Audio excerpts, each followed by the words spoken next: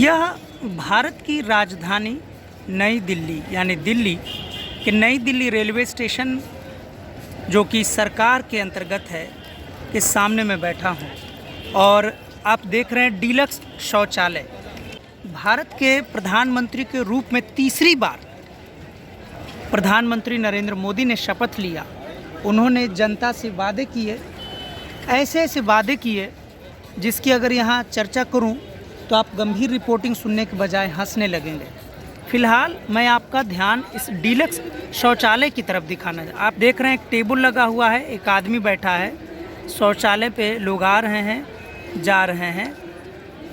आप देख सकते हैं अंदर की हालत। ये जो आदमी जो बैठे हुए हैं, ये आदमी बैठे हुए हैं वसूली के लिए, यानी कि पैसे लगते हैं डीलक्स शौचालय पे, पैसे लगते हैं।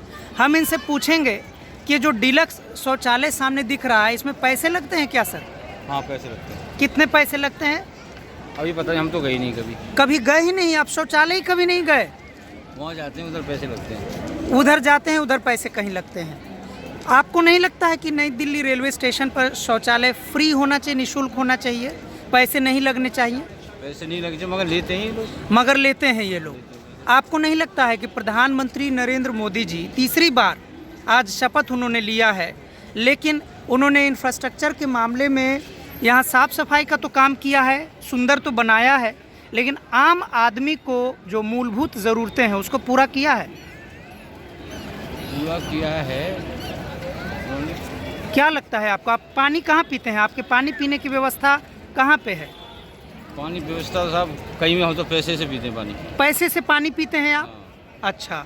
और नाश्ते की व्यवस्था आपको अगर कहीं भूख लगे तो सस्ता खाना है रेलवे स्टेशन वगैरह पर? कहीं नहीं का सस्ता खाना है। कहीं नहीं है सस्ता खाना, हर जगह महंगा खाना है। और आप ये देख लीजिए सर, गाड़ी चलाते हैं नई दिल्ली रेलवे स्टेशन पर 45 डिग्री से 50 डिग्री तापमान में। इन लोगों की वजह से भारत के नागरिक जो नई दिल्ली रेलवे स्टेशन पर उतरते हैं उनको सुविधा मिलती है। आपका फेयर कितना है, भाड़ा कितना है सर? 400 रुपये। नहीं, ये कहाँ आसपास कहीं छोड़ने के कितने लेते हैं यहाँ पे? हाँ, 10 रुपये 15 रुपये? 10 रुपये। 10 रुपये सवारी लेते हैं और पानी पीने तक की व्यवस्था नहीं है। आप देख सकते हैं यह दिल्ली का चकाचौंध, यह दिल्ली की चमक। हर बात के लिए आम आदमी से भारत सरकार टैक्स लेती है, फिर भी सरकारी आवास में, सरकारी परिसर में, सरकार के कैंपस में, डीलक्स शौचालय में भी सरकार पैसे वसूली करती है। जनता को क्या सुविधा भारत सरकार दे पा रही है? टिकट मिलता नहीं है। जो यात्री आते हैं, जो उनके साथ उनको छोड़ने आते हैं, वो भी डीलक्स शौचालय। इसका पैसा किसके पास जाता है? जाहिर सी बात है यह किसी से छिपी हुई नहीं है, यह प्राइवेट लोगों के पास जाता है।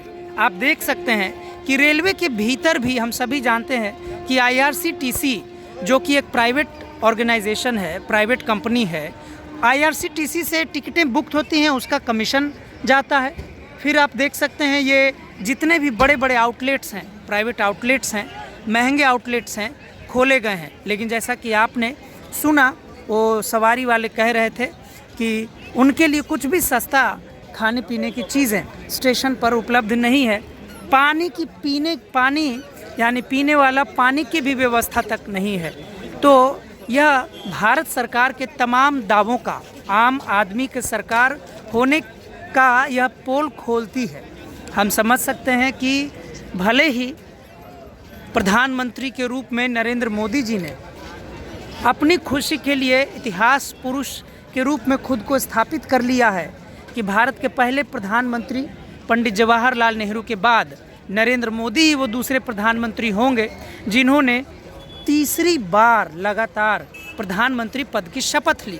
लेकिन सच्चाई यही है कि रेलवे स्टेशन पर पीने के लिए, यहाँ के लोगों के लिए पीने की साफ पानी तक की व्यवस्था नहीं है। लोग पैसे से पानी पीते हैं।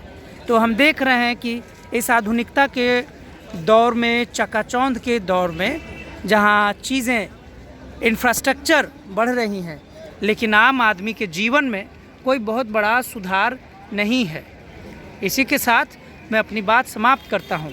अगर आपको मेरा चैनल दैनिक अंबेडकर अच्छा लगता है तो आप मेरे चैनल को लाइक कीजिए, सब्सक्राइब कीजिए और शेयर कीजिए। मैं फिर इम्पॉर्टेंट रिपोर्टिंग के साथ आपसे मिलूँगा। तब तक के लिए शुक्रिया, धन्यवाद।